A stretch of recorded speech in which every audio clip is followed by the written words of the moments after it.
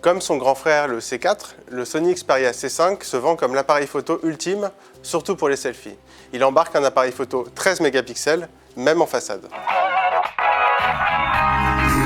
Autant le dire d'emblée, le C5 Ultra est très imposant.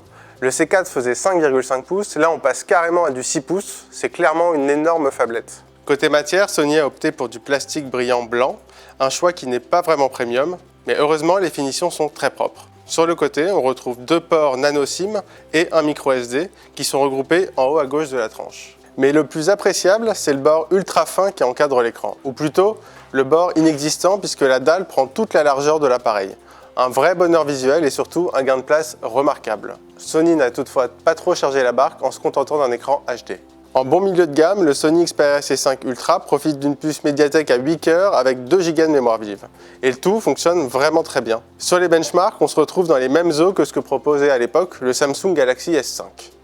Avec son grand écran, le smartphone est aussi une belle console de jeu. Malheureusement, cela a un coût, surtout en termes d'autonomie. En lecture vidéo, on pourra compter sur lui seulement 5h24. C'est très bas, c'est presque 3 fois moins que le Sony Xperia Z3 compact. Mais évidemment, la plus forte promesse de Sony, c'était la photo. Le fabricant se vante d'avoir réalisé le selfie phone ultime. Avec le C4, on avait été plutôt déçus, mais avec le C5, le contrat est clairement rempli. Cette fois, en façade, on a aussi droit à un capteur de 13 mégapixels et ça se ressent clairement dans les clichés. Légèrement moins bon que l'appareil photo situé au dos de l'appareil, qui fait également 13 mégapixels, il offre quand même des selfies d'une qualité assez remarquable. Pour la partie classique de l'appareil photo, les résultats sont également plutôt bons.